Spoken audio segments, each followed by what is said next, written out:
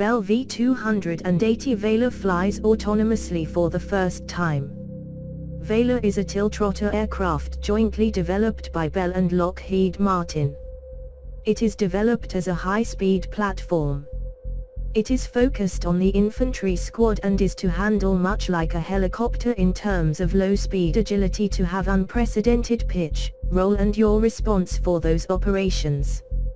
It is designed for a cruising speed of 280 knots, a range of 2,100 nautical miles and an effective combat range of 500 to 800 nautical miles. Although it is designed as a utility configuration, Bell is also working on an attack configuration. Its other advanced version can launch rockets, missiles and even small drones.